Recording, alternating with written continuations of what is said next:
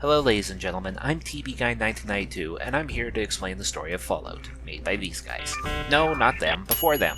Well, actually these guys, but to keep things simple, we'll just go with these guys. So basically, sometime between this date and this date, something changed history so that we are now living in an alternate history. But don't worry, the Nazis are still defeated though.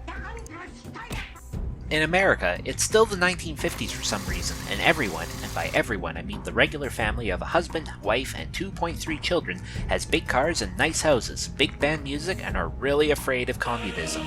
But since it's also the future, they also have robots, laser guns, space travel, and nuclear-powered everything.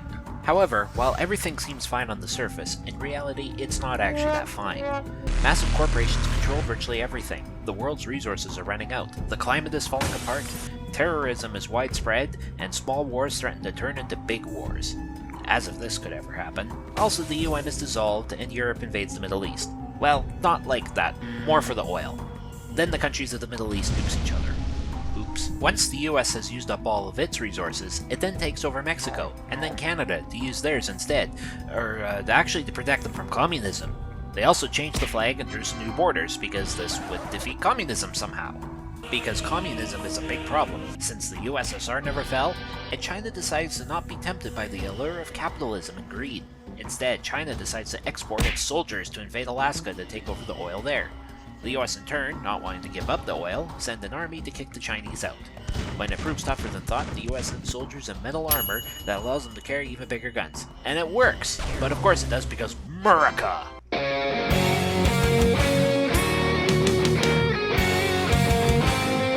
So while the US and China fight, people start getting sick in the US. The government tells some people to solve it, but they accidentally discover some glowing green goo stuff that makes people bigger and stronger. Realizing that making people bigger and stronger is totally better than preventing them from dying, the government then tells the companies to work on that. So with the world on the verge of full-scale nuclear war, some other people decide to make some money off it, and offered to save people who paid them from the possible end of the world by locking them into holes in the ground. And for no other reason whatsoever. Then they build a bunch of these safes all over the US and get people to sign up for them. But it's not like they will ever need to.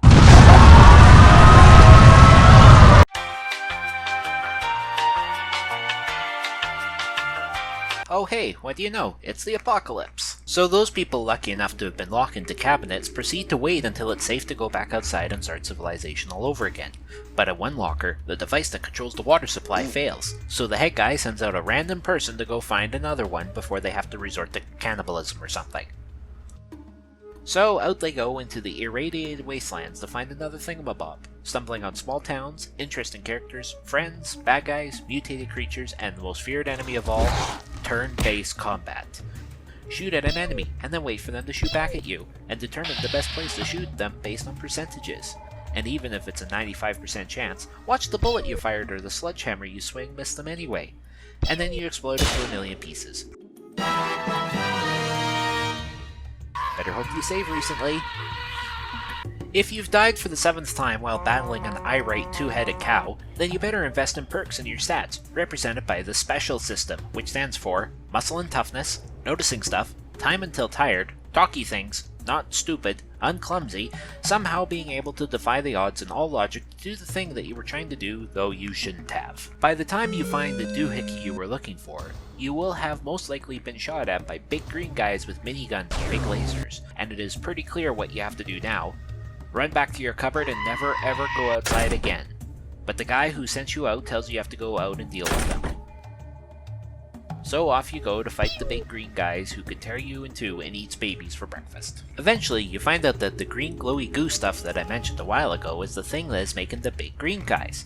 And they are all under the control of, this guy blob thing? They found the green stuff, fell in, and got turned into whatever this is, and decided that everyone should be turned into it or die, since they are bigger, stronger, and live forever. And they will rule over the world in eternal peace and prosperity. He clearly didn't let this get to her head? Anyway, you, the brave hero of the strongbox that you are, confront the moldy pile of mashed potatoes and, oh boy, multiple choices! Since you can play Fallout in almost any way you want, either as a peace-loving hippie who convinces everyone to become vegetarian, or a ruthless murder machine that slaughters every mutant person and pet rabbit they come across, you can either convince it that their evil plans are flawed, shoot them a whole bunch with big guns, or even join them and become a big grumpy green guy yourself.